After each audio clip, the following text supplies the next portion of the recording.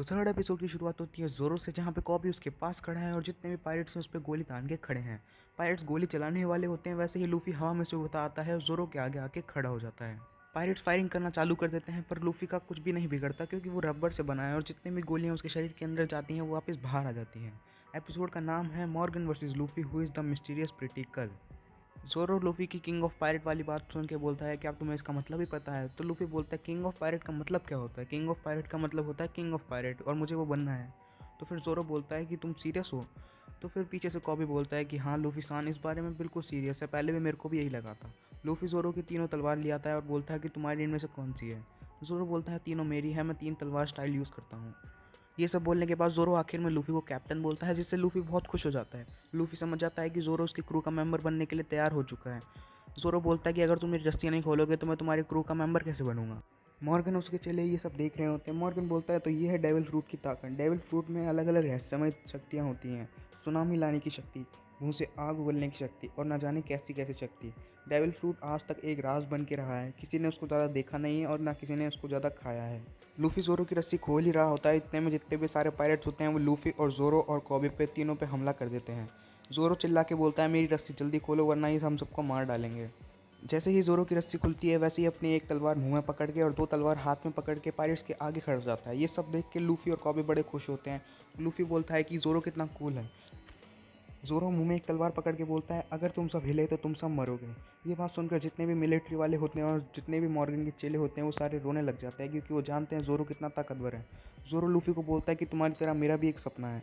तो लूफी बोलता है तुम्हारा कैसा सपना है? तो ज़ोरो बोलता है कि मेरे को दुनिया का सबसे नंबर 1 तलवारबाज बनना है, और अगर तुम्हारी क्रू का मेंबर बनना मेरे सपने के बीच में आया तो मैं तुम्हें भी मार दूंगा। लूफी बोलता है मुझे भी एक महान तलवारबाज की ज़रूरत थी, और अगर तुम तलवारबाज हो तो मैं तुम्हें अपनी क्रू का मेंबर ज़रूर बनाऊंगा। ज़ोरो बोलता है कि तुम्हें ज़िंदगी में कुछ बड़ा करना पड़ेगा, क्योंकि मेरे को अपना नाम दुनिया में फेमस करना है, चाहे वो गलत काम से क्यों ना हो।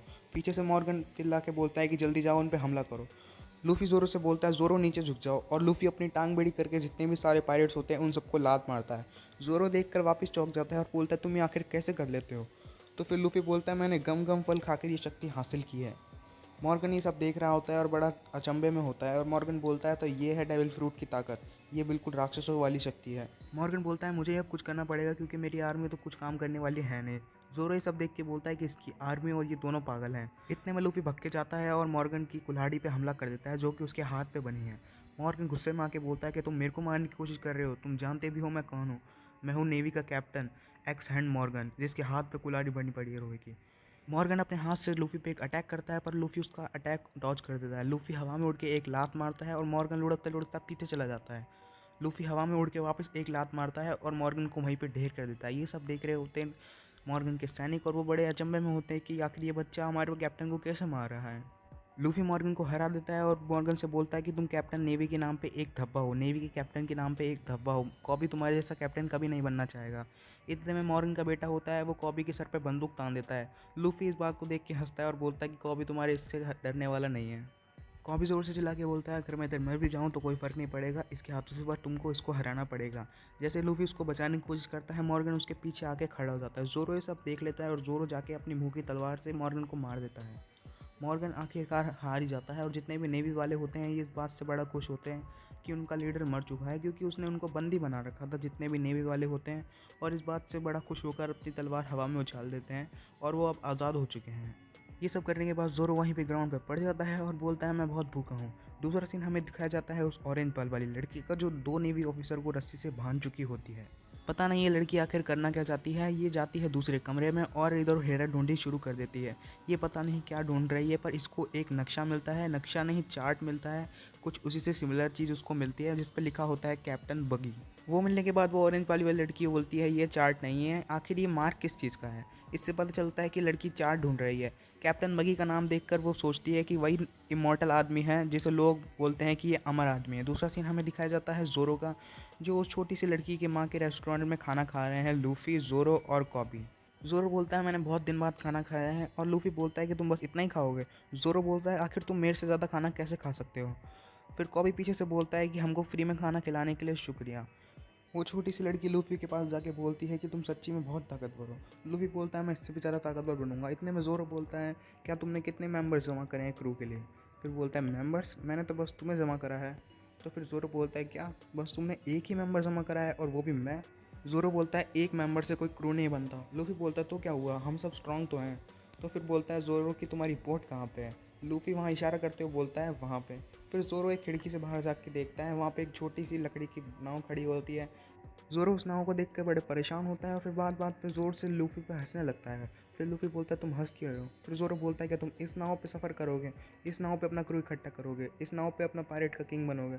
फिर लूफी बोलता है कि ये नाव हमारे पास हमेशा नहीं रहेगी, हमारे पास इससे भी बड़ी नाव आएगी जिस पर मेरा पसंदीदा फ्लैग लगा होगा। फिर ज़ोरो बोलता है कि आखिर वो नाव आएगी कैसे, और फिर ज़ोरो बोलता है मैंने गलत बंदे को अपना कैप्टन बना लिया। इतने में वो छोटी लड़की लूफी से पूछती है कि आखिर तुम अब जाने किधर वाले हो। तो लूफी बोलता है कि हम जाने वाले हैं ग्रैंड लाइन पे। ये बात सुनकर जितना भी कॉबी होता है अपना सारा जूस थूक देता है और बड़ा शौक में होता है और बोलता है क्या तुम सच्ची में ग्रैंड लाइन में जाने वाले हो, तुम्हें पता भी है वहाँ पे क्या होता है। कॉबी का ये रिएक्शन देख के जो छोटी लड़की होती है वो कॉबी से पूछती है कि ग्रैंड लाइन सच्ची में इतनी डरावनी जगह है। फिर कॉबी सबको बताता है कि ग्रैंड लाइन कहाँ पे है और इतनी डरावनी क्यों है। असल में एक गोल्ड रॉजर नाम का एक महान पायरेट था जो मरते मरते लोगों को ये बोलते गया कि मैंने वन पीस को वहाँ पे कहीं छुपाया है और आप ढूंढ सको तो ढूंढ लो।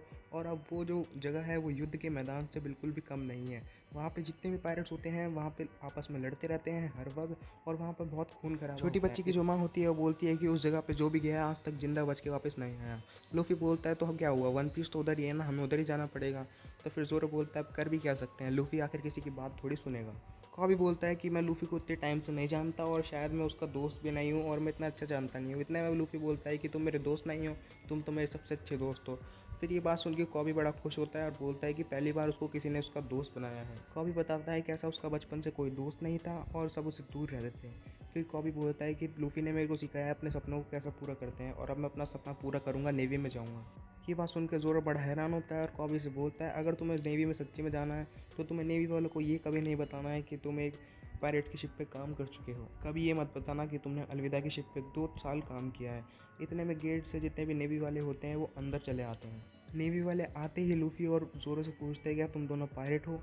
तो फिर लूफी बिना डरे सच बोल देता है और बोलता है कि हाँ हम पायरेट हैं। ये बात सुन के ज़्यादा नेवी वाले चौंकते तो नहीं हैं और बोलते हैं कि हम जानते हैं तुमने हमारी कितनी मदद की है, तुमने इस जगह को आज़ाद किया है मॉर्गन से, पर हम नेवी वाले हैं और हम पायरेट्स को इस शहर में रहने की इजाज़त नहीं देंगे।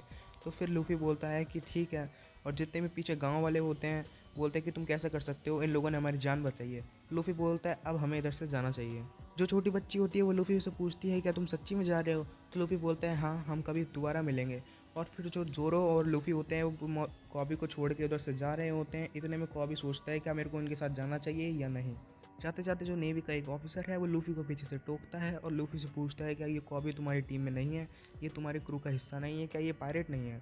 तो फिर जो लूफी बोलता है कि मैं नहीं जानता ये बंदा है कौन, और जाके कॉबी को परेशान करने लग जाता है। फिर कॉबी गुस्से में आके लूफी को एक ज़ोरदार मुक्का मारता है और फिर लूफी भी कॉबी को एक ज़ोरदार मुक्का मारता है और दोनों आपस में लड़ाई करने लग जाते हैं। ये सब देख के नेवी वाले होते हैं बहुत गुस्सा होते हैं और बोलते हैं क्या तुम इधर से जा रहे हो या नहीं। नेवी वाले बोलते हैं तुम आपस में लड़ाई कर रहे हो इसका मतलब तुम एक टीम में हो ही नहीं सकते। तो फिर ज़ोरो लूफी को पकड़ के खींच लेता है और लूफी इस बात से बड़ा खुश होता है कि कैसे उसने उसको यकीन दिला दिया कि वो हमारी टीम का मेंबर नहीं है।